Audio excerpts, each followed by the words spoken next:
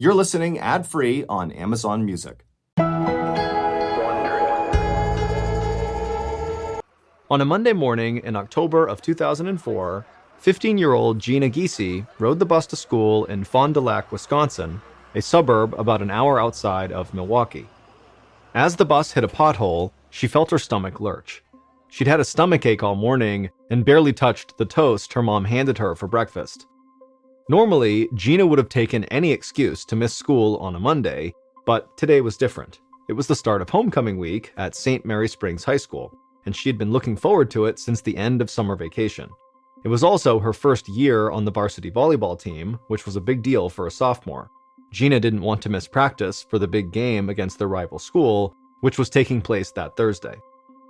As the bus pulled into the school parking lot, Gina convinced herself that she'd feel fine once she saw her friends and got to class.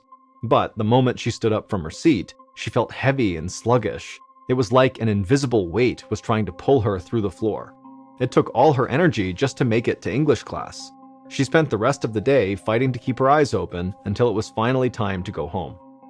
Later that night, while watching TV, Gina felt her arm start to tingle. She shook it, but the tingling wouldn't go away. Gina decided that she was probably just fighting off a flu bug, and so she just needed a good night's rest. And so she went to bed, and it didn't take long for her to fall into a deep sleep. But when she woke up the next morning, she didn't feel any better. In fact, as the week went by, Gina still just did not get any better. By Thursday, she was still exhausted and feeling achy. But today was the day of her big volleyball game, and Gina was not going to miss it. She dragged herself out of bed, but when she reached for her robe, her arm felt like it was made of lead. But she shook it off and took a deep breath, and then headed to the bathroom.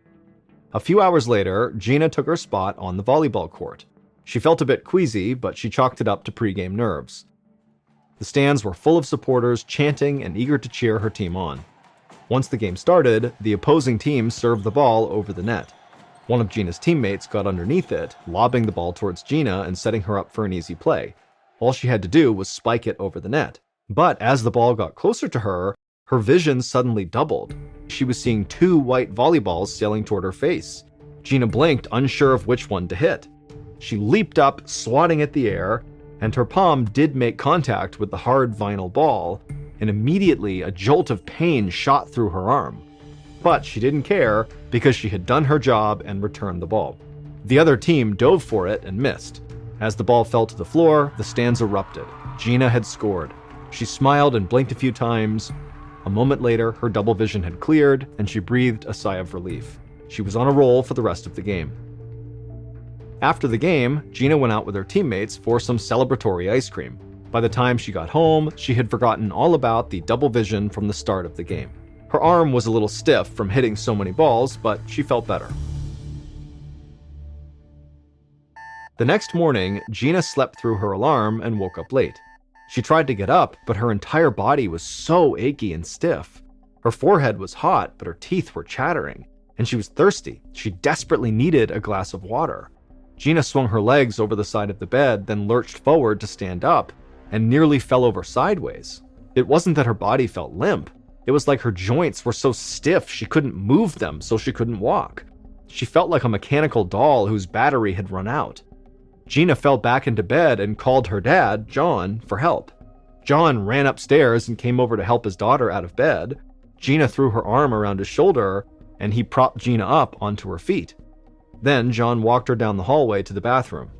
Even though he tried to look calm, Gina could see the fear in her father's eyes. She tried to thank him for helping, but it was like talking with a mouthful of peanut butter. Her brain knew the words, but her tongue just couldn't keep up. That's when her dad yelled out to her mom, Anne, and said to get Gina's pediatrician on the phone right away. Anne got an appointment and helped John get Gina into her jacket, and then they guided her out to the car. Gina could barely put one foot in front of the other. But on the way to the doctor, something even more frightening happened to Gina. Her left arm just started jerking uncontrollably, and so her mom held Gina's other hand, looking totally panicked and afraid. Gina's mind was so foggy she could barely process what was going on. Less than an hour later, Gina was at her pediatrician's office. The doctor put her through blood tests, a CT imaging scan, and an MRI. Once those were all done, they sent her to an examination room to wait for the results. Gina shivered as she sat on the thin paper stretched out over the doctor's examination table. Her arms still shook uncontrollably, and her parched mouth was filled with saliva. She had been drinking water, but nothing could quench her thirst. Eventually, there was a knock at the door, and Gina's doctor walked into the room. He had a calm demeanor, but Gina could see in his eyes that something was clearly wrong. He told Gina and her parents that there was clearly something going on to make Gina extremely sick, but he just didn't know what it was yet. Gina's blood work came back fine. The neurologist couldn't find anything on her CT scans either. Gina didn't understand what this all meant, but she was scared. She could feel drool leaking out the side of her mouth, but she couldn't muster enough energy to make it stop. The doctor handed Anne a tissue, and Gina felt her mother's hand gently wipe it away. The doctor said that Gina needed to see a specialist at a larger hospital in Milwaukee, 70 miles away, and she had to get there fast. Minutes later, Gina was loaded into the back of an ambulance. Her parents held her hand and promised they'd follow right behind. During the ride to the hospital, Gina felt dizzy, so she leaned her head back against the stretcher she was strapped to and closed her eyes. She hoped that this next doctor would have an answer and she'd feel better soon. Despite the sound of the blaring siren, Gina could barely keep her eyes open, and she quickly fell asleep. The next thing that Gina remembered was waking up in a stark white hospital room with fluorescent ceiling lights that hurt her eyes. A nurse came in to check Gina's blood pressure. She asked if Gina could stand up. Gina slid off the hospital bed, and for a moment, she stood perfectly still. Then her body started jerking violently. The nurse caught her before she fell to the ground and helped her into a wheelchair. When Gina sat down, her eyesight became blurry again. It was like she was looking at the nurse through a sheet of wax paper. But even still, Gina could make out the nurse's sympathetic expression. The nurse told Gina not to worry. The neurologists would have her test results soon. Dr. Rodney Willoughby was in his office when Gina's test results arrived a few minutes later. He read and reread the results a dozen times. He was the lead doctor on Gina's case, and he needed to be absolutely certain of what he was seeing. He'd been a doctor for over 20 years, but this was his first time encountering a case like this. And now he was about to deliver the most tragic diagnosis of his career. With a heavy heart, he left his office and walked into the small room where Gina's parents were waiting. Anne and John both stood to greet him, looking hopeful. Dr. Willoughby sighed and broke the news. Gina had contracted a fast-moving, fatal disease that killed almost 60,000 people every year. And while there was a vaccine, Gina was now too far gone for it to work. No one in recorded history had ever survived once this disease progressed this far. Dr. Willoughby told Gina's parents that over the next 24 to 48 hours, Gina's organs would fail and her heart would stop. At this point, the only thing they could do was keep her comfortable until she died. Judging from Anne and John's blank expressions, Dr. Willoughby could see that his horrific words had not sunk in yet. Then Anne collapsed into her husband, sobbing. John begged Dr. Willoughby for a solution. There had to be something they could do. But Dr. Willoughby just shook his head. There was no beating this disease. He stood with Gina's parents while they grieved, then gave them privacy to sit with their daughter. By this point, Gina was drifting in and out of consciousness. Dr. Willoughby could tell she wasn't coherent enough to understand what was happening to her. It was heartbreaking to know there was nothing he could do to help her. But throughout the afternoon, Dr. Willoughby was finding it harder and harder to accept Gina's fate. He called the CDC before he left the office. He knew the chances were slim, but he wanted to know if there was any new or promising research that could save Gina's life. They said no. But Dr. Willoughby was not satisfied, so he decided to do some digging of his own. Later that night, he pored over a stack of medical studies and published research. For hours, he flipped through page after page of the same grim findings, drinking coffee to keep himself awake. Finally, sometime past midnight, an autopsy report caught his eye. Until that point, most of the medical community assumed that Gina's disease caused organ failure by eating away at the brain. But this report suggested that wasn't actually true. The pathogens left the brain completely intact. Instead, The virus kills by disrupting the brain's ability to regulate necessary body functions like respiration and heart rate. That's what causes the body to shut down and die, but not by damaging the brain itself. Dr. Willoughby was even more fascinated by what he read next. The autopsy showed that just before each of these victims died, their immune systems actually began to fight back. That meant that the disease was beatable. It just caused organ failure too quickly for the immune system to react. Dr. Willoughby wondered if there was a way to temporarily shut down Gina's brain activity without killing her. If this could be done, her brain would be protected from the deadly viral attack. The pathogens would be prevented from causing her brain to malfunction and destroy her body. This would give her immune system time to produce antibodies and fight off the virus.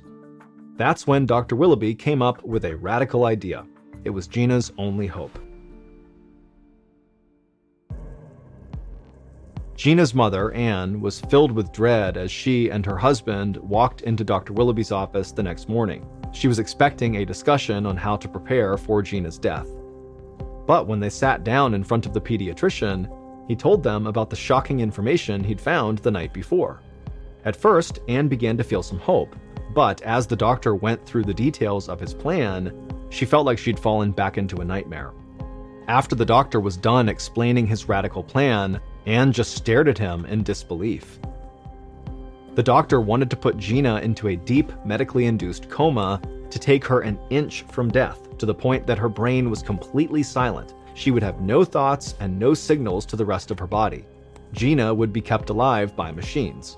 She would need to be kept in the coma for at least 10 days, hopefully long enough to fight off what was attacking her body. Dr. Willoughby admitted they would be gambling with Gina's life. No one had ever attempted anything like this before. If it didn't work, Gina would surely die. And even if the doctor's plan worked, and Gina's body managed to fight off the disease, there was no guarantee that she would even wake up from the medically induced coma. Her brain might never be able to regain its proper functions, and she would be left in a vegetative state dependent on machines to keep her alive for the rest of her life. The thought of that sent a shiver down Anne's spine, but if they wanted to save her daughter's life, this was their only option. Anne looked to John, and he nodded. And so, with all the courage she could muster, Anne gave Dr. Willoughby the go-ahead.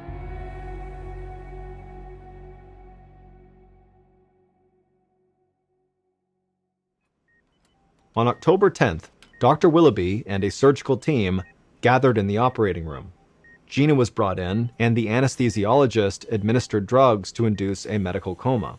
The coma would help to regulate her routine brainstem functions, such as breathing and circulation.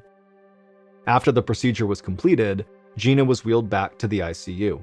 Dr. Willoughby barely left the hospital for the next few days. He would walk by Gina's room and hear the steady sounds of the machines that had taken over her body functions. He would see her parents were praying at her bedside. Dr. Willoughby prayed silently for Gina too. 10 days passed. The waiting was unbearable. Dr. Willoughby spent every moment anxiously hoping this treatment would work, and Gina's parents spent every possible second by their daughter's bedside. Finally, it was time to take her out of the coma and see if her body had been able to fight off this disease. Throughout the day, Dr. Willoughby lessened the amount of drugs that were keeping Gina asleep. If everything had worked, she'd soon be able to wake up on her own. But as the hours ticked by, the monitor tracking her brain activity was still a flat line. This was a bad sign. If the monitor didn't start showing something soon, Gina might never wake up.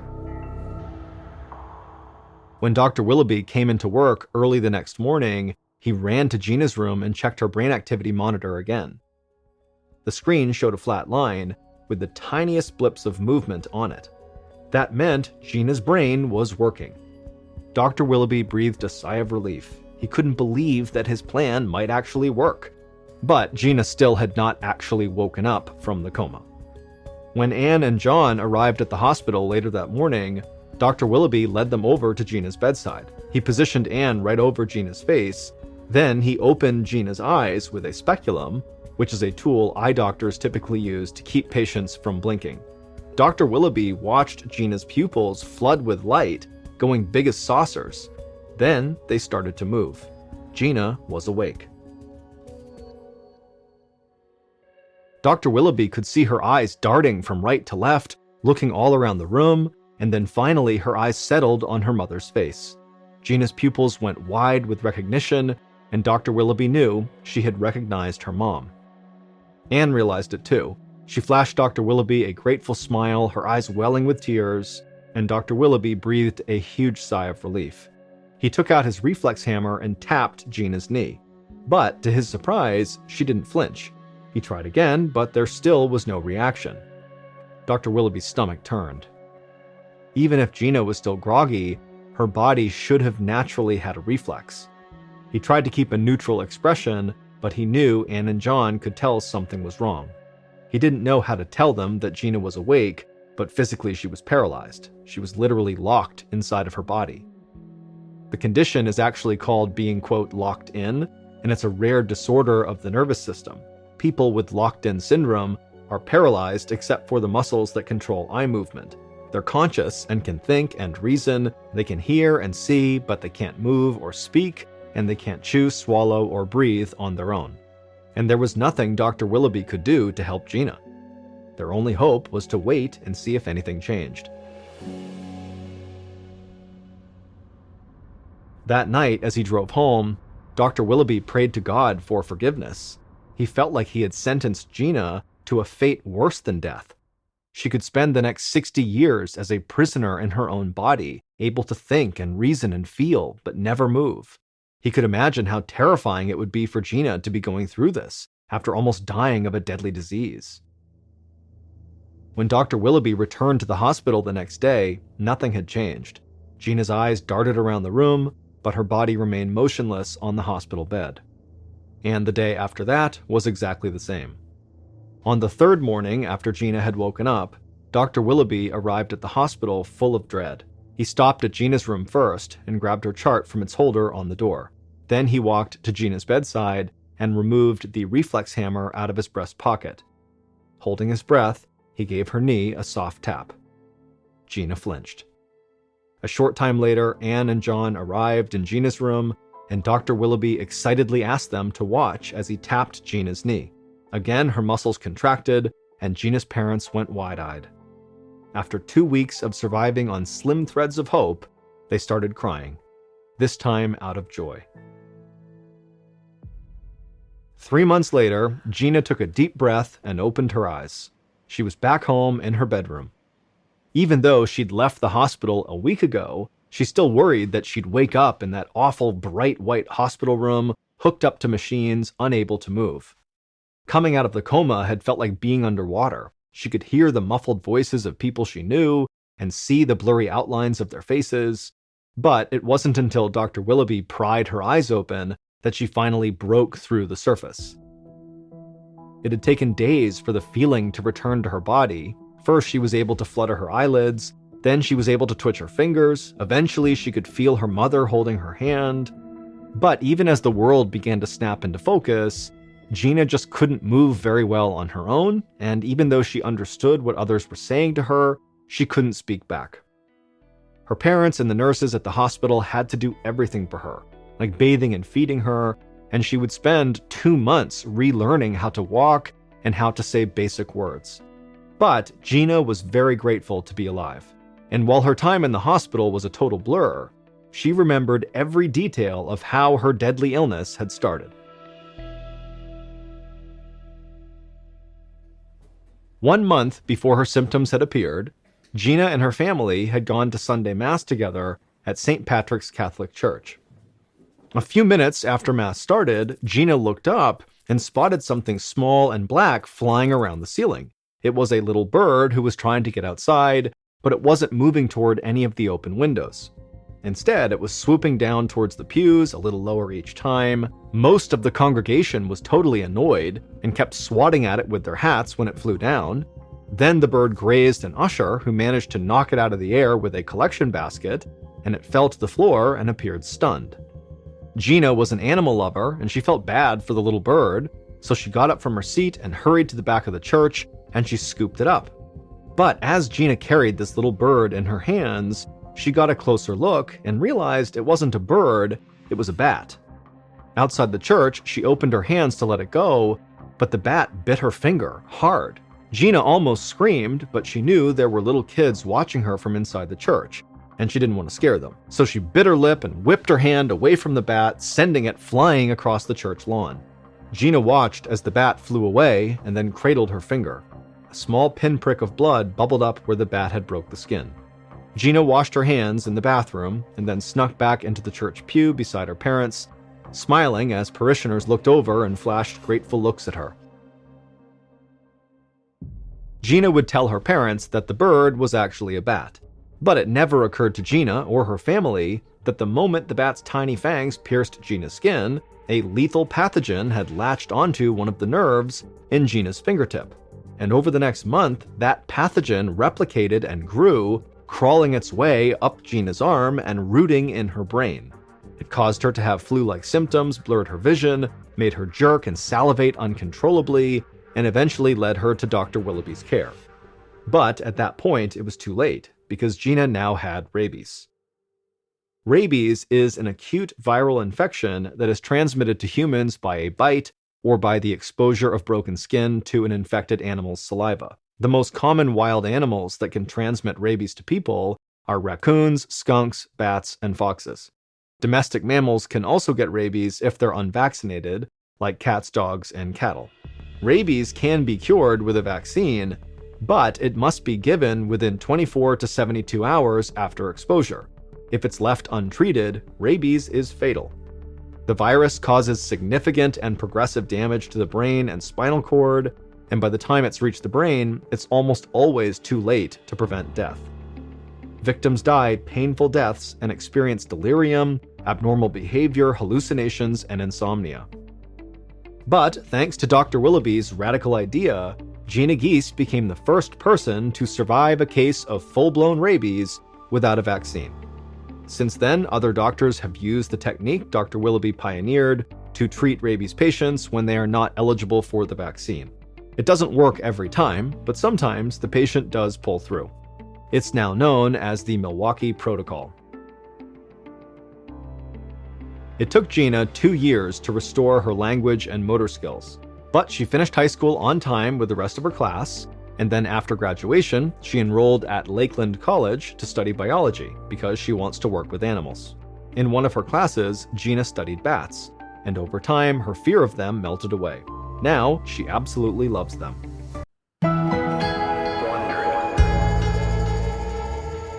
Morgantown, West Virginia is this beautiful place nestled at the bottom of this huge mountain range called the Green Mountains. It is a big-time college town as the famous West Virginia University is located there, and so during the school year, the town is full of young people, and during the football season, the town is absolutely buzzing with excitement.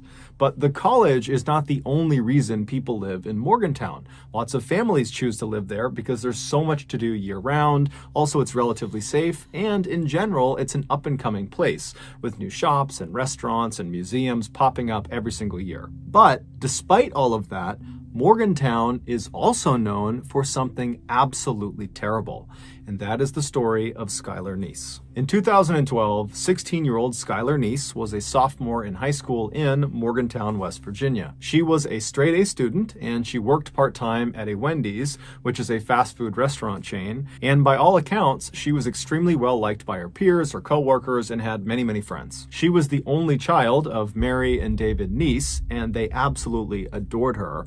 David, in particular, who was this big, burly man's man, he said that he spoiled his daughter rotten. The parents would say their daughter was full of love and life, and she was fiercely loyal, and at times she could be absolutely hilarious. One of Dave's fondest memories is when Skylar was a very young girl, he was home taking care of her by himself. And that morning, as he's looking after her, she asks him if he will participate in one of her trademark tea parties.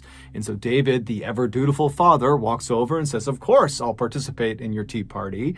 And he sits down in this little tiny pink chair, and his daughter, who's got her ballerina tutu on. She's across the table and she's all smiles, and she sits down in her little pink chair and she hands him this little plastic teacup. And so he takes the teacup and he sees there's water already inside of it. And so he sips the tea inside of the cup and he says, "Oh, it's so good, honey. You did such a good job brewing this tea." And Skylar is just blushing. She is so happy and so thrilled that he liked her tea. Later that night, when Mary came home from work, she goes to her husband, Dave, and says, "Hey, how did it go? How was it looking after Skylar today?" And Dave would tell her about all the things they did, including their big tea party. And he would tell Mary that, this time she actually put water inside of the teacup, so it was actually like a real tea party. And Mary stops him and goes, "Dave, Skylar's not tall enough to reach the faucet. How could she have put water inside of those cups?" And it turned out Skylar was using toilet water to fill the teacups. Fast forward to 2012, and on the night of July 5th, 16-year-old Skylar Neese had just finished a night shift at the Wendy's restaurant, and she just got home. She walks through the front door of her family's apartment, and as soon as she gets inside, she tells her parents she's really tired, she wants to go to bed. And so she hugged both of her parents, she told them that she loved them, and then Mary and Dave watched their daughter walk down the first floor hallway, and then they watched her open her bedroom door, go inside, and shut it behind her. The following morning, Mary and Dave both had to work, so they were up early, and Skylar was not up. She was still in her bedroom, her door was still shut, and so they assumed she was just going to sleep in. And so Mary and Dave, they make breakfast, they're chatting, they're kind of doing their morning routine, and then when it was time to go to work, they decided, let's not bother Skylar. She worked late last night, let her sleep in. And so the parents, they leave without seeing or talking to their daughter. Later that afternoon, Dave would come home early from work, and he gets to the apartment, he goes inside, and it's quiet. Now, Mary was still at work, but Skylar at this point really should not have been asleep. It's like 2 or 3 o'clock in the afternoon. And so he's thinking, she's got to be up around here somewhere. And so he yells out to his daughter, "Hey, I'm home. Where are you? What are you up to?" But there was no response. It was just silent. And so he walked down the first floor hallway towards his daughter's bedroom, and he saw the door was still shut. Now, she only kept that door shut when she was sleeping. And so he's thinking, okay, I guess she must still be asleep. This is really late in the afternoon. So, I'm going to knock on the door and see if she's okay. And so he knocks on the door and says, "Hey, Sky, it's late in the afternoon. You got to get up." But there was no answer. And when he listened to the door, there was no noise coming from the bedroom. And so he thought that was pretty weird. And so he knocked a few more times. He yelled out a few more times. And when there was no response, no answer, no sound, he opened the door up. And when he looked inside, Skylar was not in there. Now, Dave was thinking to himself, I don't think my daughter told me that she would be gone today, or at least not right now. And he's trying to think, did she say something? Was she meeting someone today? And he couldn't think of it. And so he just pulled his phone out and he called his daughter, but she didn't pick up. So he called his wife, Mary, and Mary's at work, and Mary picks up, and Dave asks her, "Hey, have you seen Skylar, or do you know where she is right now?" And she would say, "No, I don't know where she is. Maybe she's out with one of her friends." And so after Dave hung up the phone with his wife, he wound up calling one of Skylar's very closest friends. Her name was Sheila, and she had known Skylar since they were in second grade. They were practically inseparable, and he had a good relationship with Sheila. And so he just calls Sheila, and he says, "Hey, I haven't seen Skylar. She's gone right now. Do you know where she is?" And Sheila would say, "No, I'm sorry, I don't, but I did talk to her last night, but, there was nothing unusual about our interaction. It was just normal texting about, normal stuff." And so Dave said, "Okay, thank you. Well, if you could, can you please try to get in touch with Skylar? And if you do get in touch with her, please tell her to get in touch with us. Or if you hear anything about her, please just let me know." After Dave hung up the phone with Sheila, he kind of stopped and just looked around his daughter's bedroom and thought, maybe there's some clue in here about where she's gone. And at first glance, really nothing seemed out of the ordinary. But when he walked around her bed and was looking inside of her closet, he saw the mesh screen that should have been mounted on the outside of her window was in her closet. And he's thinking, why is that in there? There's no reason for it to be in the closet. And so instinctively, he just turns around and walks over to the window that this screen is supposed to be on. And when he looks down at the bottom of the window, he sees it's open. Barely, just enough where you could maybe get your fingernails underneath the window and pry it open. And so Dave reaches down and opens this window all the way. And because there was no screen on this window, he just stuck his head all the way out the window. So his head is outside of the apartment. He's just kind of looking around, looking for some explanation of why this screen had been removed and put in her closet. And he got his explanation when he looked straight down and saw on the grass outside, just several feet below this window, because this is a first floor window, there was a bench, and the bench clearly had been moved there recently. For Dave, even though he had never heard of his daughter sneaking out of the house before and really didn't think that was something she would do, he's looking around thinking, okay, the evidence in her room and now outside of her room really indicates that that is exactly what she must have done the night before. She must have snuck out. But as he's processing this, he's also thinking, okay, well, if she snuck out of the house last night and then, snuck back into her room, why didn't she replace the screen on the window? And why didn't she close the window all the way? And then this morning, before she left to go wherever she went, why didn't she go outside and move the bench from under her window back to where it was supposed to go to avoid suspicion? Why didn't she do that? And then it dawns on him that his daughter must have snuck out the night before, but not come back yet. She's still out wherever she went. Dave was very concerned. However, he's thinking maybe there's a better explanation. Maybe I'm jumping to conclusions. Maybe she didn't sneak out. And so he calls his wife to kind of just talk with her and figure out what they should do. And they decide, you know what, this is concerning, but let's just give her a couple of hours to turn back up again. I'm sure she's fine. And so they begin to wait. And then at 4 p.m. that evening, Wendy's, the restaurant where Skylar worked, called Dave and said, hey, have you seen Skylar? She was supposed to work today and she didn't show up. She didn't call. It's very unlike her. What's going on? And this was the tipping point. Dave and Mary knew something had to be wrong, and so Dave called the police. Long County 911, do you have an emergency? I have a 16-year-old daughter who apparently snuck out of her room last night. She has not been home, hasn't went to work, can't get a hold of her from any of her friends. I am scared to death. Has she done this before? No. After Dave got off the phone, he and his wife began kind of frantically figuring out what they should do. While the police are out looking, should we go out and look too? Or should we stay here in case she comes home and, maybe she's hurt, maybe we can help her if she gets here. And so they're having this really difficult and stressful conversation when Mary's phone rings and it's Sheila. And so Mary immediately answers it, hoping for some good news about her daughter. But Sheila asks Mary right away, hey, has Skylar come home yet?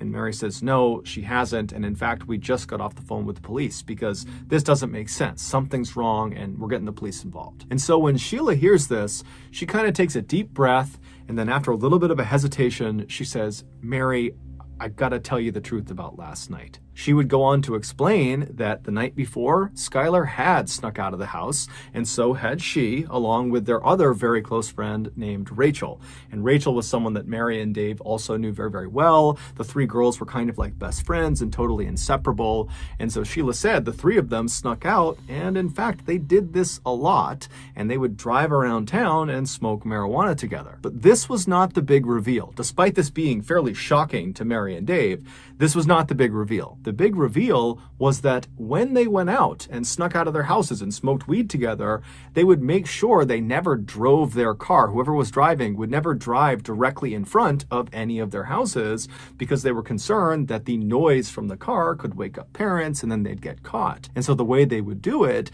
is after they snuck out of their house, they would walk a block or two away from their house and then they would call or text the other two and they'd get picked up and they'd go do their thing. And then when they got dropped off, they would get dropped off a block or two away from their home and then walk the rest of the way. And so Sheila told Mary that last night, like so many other nights, she dropped Skylar off about a block away from their apartment, and then Sheila and Rachel drove off. So they did not actually see Skylar enter her apartment. So they don't know for sure if she actually made it home okay. And so this was obviously horrifying for Mary and Dave to hear because it totally opened the door for their daughter to have been abducted during this walk from the drop-off point back to her apartment.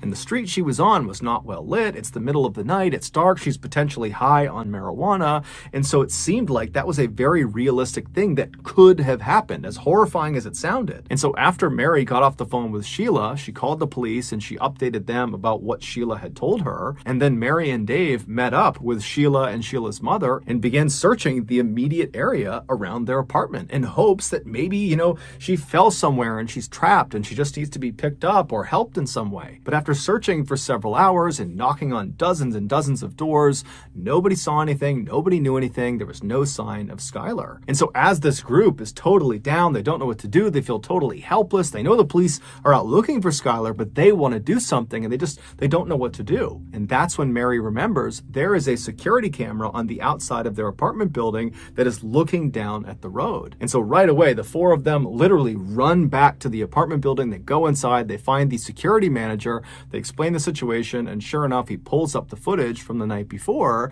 and the footage they see doesn't make sense. Sheila had dropped Skylar off on that corner, kind of out of view of the camera at around midnight. But at 12:30, so 30 minutes after she's been dropped off, you see this unknown kind of generic looking car pull up right in front of the apartment complex. And then Skylar comes running across the lawn, goes right up to the car, opens the back door, hops in the back seat, shuts it, and the car drives off. Even though this did not solve the mystery of where their daughter was, because they had no idea what car this was, who was driving it, or where they were going, Mary and Dave still felt relieved because from their perspective, it seemed like their daughter had willingly got into this vehicle. Whoever it was, whatever they were doing, she had gotten in on purpose, which meant she probably was not being abducted, which was their big fear. Over the next couple of days, the police analyzed this footage and tried to get information about this car, but the footage was so grainy, they couldn't do it. However, the police were telling Dave and Mary,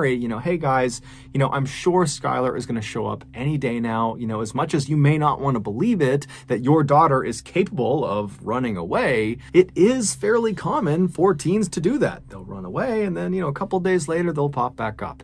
And so I'm sure that's what's going on with Skylar. She chose to get in that car. And so I'm sure she will choose to get back in touch when she feels comfortable. So a couple of days go by and the parents haven't heard anything from their daughter. And then a couple of weeks go by, still nothing. And then a couple of months go by, still nothing. And this is all despite the fact that there is a massive search happening led by the police, and locals in Morgantown have put flyers up everywhere that have pictures of Skylar Neese's face everywhere in town and in neighboring towns. It was like you could not go 5 feet without being reminded that this girl is missing. Have you seen her? If you have, give us information. Despite the amount of publicity this case was getting, no one came forward with any meaningful information. It was like Skylar had just vanished and no one had a clue what happened to her. Her parents were obviously devastated that they had no idea what happened to her, but they were kind of holding on to this idea that, maybe she did run away and maybe she will eventually be in touch with us. But by December of that year, so 6 months after Skylar had gone missing, no one had heard from her, no one had seen her, no one had any idea where she was, there was no new leads. And so people were starting to feel less and less optimistic and the case was starting to kind of go cold. And then on December 12th, something totally unexpected happened that changed everything. On that night, Rachel, the other friend who had been there with Sheila and with Skylar on the night that Skylar had vanished, she has a full-blown nervous breakdown. In fact, it's so bad that she's screaming and running around and she's punching her family members, and her mom actually calls the police on her. I have an issue with a 16-year-old daughter of mine. I can't control her anymore. She's screaming. She's running through the neighborhood. Give me the phone. No, this is over. This is over. Hurry up. Get away from her. Oh, God. She just gave me a block. Oh, God. Hurry up, please. After this call was made, the police show up to Rachel's house and they take her away to a psychiatric hospital. And then several days later, when she was released from that hospital, she went straight to the Morgantown Police Department. She walked inside and said, I got to get something off my chest about Skylar. Apparently, whatever it was that she had been keeping secret had just been too difficult to keep inside. It was quite literally driving her crazy. And so the police said, okay, great. And they brought her into an interview room. They sat down and they said, okay, what do you got for us? The following has been pulled from what Rachel told police. Back on July 5th, 2012, Skylar came home from that night shift at Wendy's. She goes inside her family's apartment. She says goodnight to her mom and dad. She goes into her bedroom and she shuts the door, and she's laying on her bed. She's on her phone. She's not going to bed quite yet. And as she's laying there, she starts getting text messages from Rachel and also from Sheila asking her if she wants to sneak out that night. Now, Skylar didn't want to, and she said as much because she was actually hurting. She was mad at her two friends. According to some of her other friends that went to school with her and Rachel and Sheila, the three of them were totally inseparable, but lately, kind of the few months leading up to when she ultimately disappeared, there had been tension in their group. It seemed like Sheila and Rachel were getting very, very close and kind of pushing Skylar away, and Skylar was starting to pick up on it. It was little things like Sheila and Rachel would show up to school in matching outfits, but they wouldn't tell Skylar beforehand, kind of leaving her out. Or whenever they posted selfies of the three of them, Skylar was always relegated to the back or kind of in some other way obscured to make sure she was not the focal point of the picture. It was just very obvious that they were deprioritizing Skylar, and it was really hurting Skylar's feelings. And so it seemed like her way of standing up to them and kind of telling them that she was upset was to turn down their offer of sneaking out and smoking weed with them. But over the next couple of hours, Skylar would eventually say, okay, fine, I'll come with you guys, I'll sneak out and we'll go smoke together. Just before 12:30 a.m. on July 6th, Skylar gets off of her bed, she walks over to her window, she lifts it up, and she pulls the screen off, and she walks over to her closet, she puts the screen in her closet and shuts the door to the closet, and then she walks back over to the window and crawls out and lowers herself down onto the grass below, and then she walks over and grabs the bench and slides it over and puts it right underneath her window, and then she stands on the bench and reaches up and pulls the window down so there's just a little crack left so she can get back inside. And then she just waited by the side of the apartment looking out towards the road, and right after 12:30, this car, the unknown car on the surveillance camera, pulls right in front of the apartment building, and Skylar runs over to it, opens up the back right door, and climbs inside. This unknown car was Sheila's car. Sheila was driving, and Rachel was in the front passenger seat. It would turn out Rachel and Sheila lied about basically everything, including what time they picked up Skylar. So the three girls, they drive away from Skylar's apartment, and Sheila hops on a highway and starts driving northwest. Now, the girls did not immediately start smoking inside of the car. They decided instead they would actually drive to a location, get out, and smoke there. And the place they decided on was a spot they had smoked at before. It was a known hangout spot for teenagers. It was located about 45 minutes away, just barely across the border into Pennsylvania. It was down this kind of old country road that nobody ever went on. And so Sheila drives the car 45 minutes. She crosses into Pennsylvania. She finds the turn onto this old road. They drive down it a little ways until they're pretty far away from the highway, at which point Sheila pulls off the road onto the grass, parks the car. The three girls get out, and they walk past the car a little ways down the path to a clearing on the right. There was a hill that went up on the right, and they would kind of sit on this hill looking downhill, and that would be where they would smoke. And so the three girls, they sit down, they're all next to each other, facing downhill. They're not facing each other. And Sheila, who is sitting all the way to the right with the car being over to the left, she pulls out the marijuana joint, and she's about to light it, but she realizes she does not have a lighter. And so she asks Rachel and Skylar if they have a lighter, and they both pat themselves down. They're checking themselves. They don't have a lighter. And then Sheila says to Skylar, who's all the way to the left of the way they're sitting, so Skylar is closest to the car, she asks Skylar, hey, can you go in the car and get the lighter that I know is in there? And Skylar said, no problem. So Skylar, she stands up and she turns. Her back is to her two friends.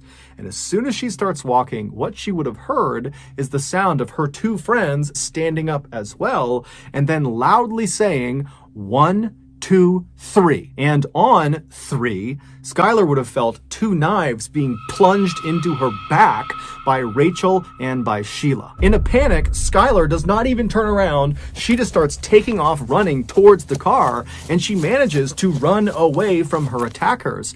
But because of her grievous injuries in her back, she eventually slows down, at which point Sheila tackles her from behind. She gets her on the ground, she pins her on her back, and Sheila is trying to stab Skylar, but Skylar is doing her best to keep the knife off of her. But at some point, Rachel comes running up beside them, and between Rachel and Sheila, they manage to hold Skylar's hands down, at which point Sheila and Rachel began taking turns stabbing her in the chest and in the neck. The whole time, Skylar is trying to defend herself, but it's impossible with these two on top of her.